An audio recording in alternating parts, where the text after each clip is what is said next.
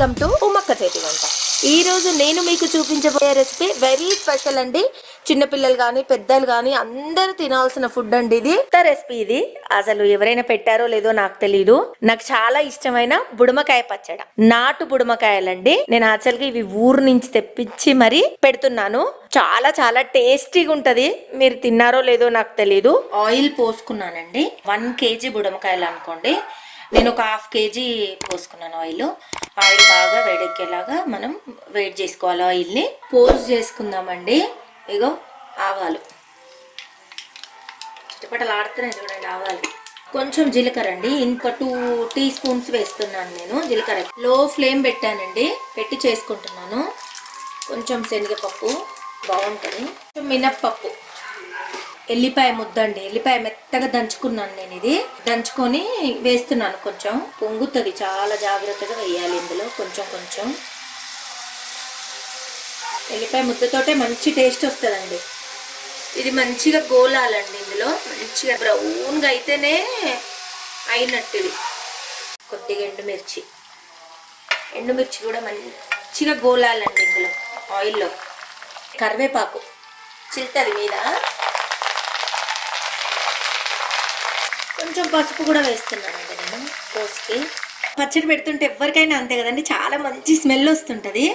ఆ అరోమా నాకు ఇట్లా తెలుస్తుంది తెలుసా. ఇప్పుడు తినేయాలని.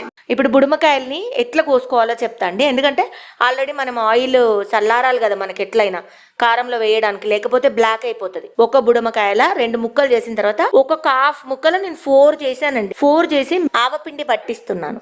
ఆవపిండి పట్టిస్తే మస్తు క్రిస్పీగానే ఉంటాయండి ముక్కలు, మెత్తబడవు ముక్క ఎప్పుడైనా అట్లా పట్టియడం వల్ల. ముక్కలు మంచిగా ఇట్లా సన్నగా కోసుకుంటే బుక్కకు ఒక ముక్క పెట్టుకొని తినొచ్చు. 1/2 కిలో కారం పోసిన. కారం అయితే కొలతతోనే పోసుకోవాలి ఎప్పుడైనా. కారం ఉప్పు కొలతతోనే పోసుకోవాలి. ఉప్పు 3/4 ఉప్పు పోసుకోవాలండి. కారం ఎంత పోసినామో దానికి 3/4 పోసిన. చూడండి, ఒక 100 గ్రామ్స్ ఆవపిండి అండి ఇది. కొంచెం దీంట్లో కలుపుదాం, కొంచెం ముక్కలకు పట్టిద్దాం ఈ ఆవపిండి. కొంచెం తీసిన చూడండి. ఇది మెత్తగా మిక్సీ పట్టుకున్నాను. జీలకర్ర మెంతులు కూడా ఒక 1 టీ స్పూన్ వేసేసానండి. 1/2 కిలో ఎల్లిపాయలు మెత్తగా ముద్ద దంచానండి. చూడండి ఎంత మెత్తగా దంచానో ముద్ద. ఇందులో వేసేస్తున్నాను. కలుపుకొని పెట్టుకున్నామంటే ఇంకా అంతే. ఇంకా మంచిగా చల్లారిందండి నూనె. దీంట్లో పోసేస్తున్నాను. కలుపుకోవాలి ఇట్లా మంచిగా. ఎంత కలర్ఫుల్గా కనబడుతుందండి. ఈ కారం వేసుకొని తింటే ఎంతో రుచిగా ఉంటుందండి. ఈ ఉత్తి కారం వేసుకొని కొంచెం నెయ్యి వేసుకొని వేడి వేడి అన్నము, నా సామి రంగా మామూలుగా ఉండదు. కారం కొంచెం ఈ ఆయిల్లో కొద్దిగా కలిస్తే బాగుంటుందండి. ముక్కలు వేసేస్తాను. ఇంకా చాలా రోజుల నుంచి అనుకుంటున్నాను బుడమకాయ పచ్చడి పెట్టాలని. ఇక్కడ హైదరాబాద్లో మనకు నాటు బుడమకాయలు దొరకవండి. బుడమకాయలని అమ్ముతారు కానీ అవి అసలు నాటు బుడమకాయలు కానే కావు, అవి నార్మల్ బుడమకాయలే. అందుకని ఊరి నుంచి మా అక్క కూతురు వస్తుంటే తెప్పించిన తనతోటి. డైరెక్ట్ చేళ్ళ నుంచి తెంపుకొని వచ్చింది. 5 నిమ్మకాయల రసం ఇది. ఇంకా రసం పోసేసుకోవటం ఇట్లా చక్కగా.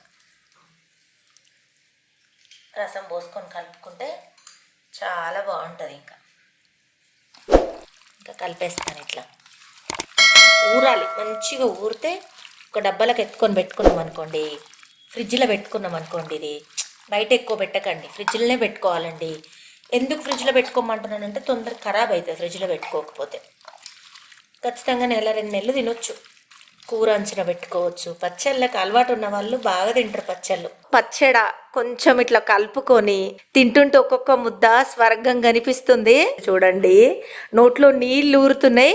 మీకు పెడతాను వ్యూస్. ఫస్ట్ మీరు తినండి, టేస్ట్ చేయండి, ఎలా ఉందో చెప్పండి. తర్వాత మా వాళ్ళకి పెడతాను. తినండి అమ్మా, తినండి ఫ్రెండ్స్. మీరు ఫస్ట్ తినండి ఫ్రెండ్స్, తినండి ఒక ముద్ద.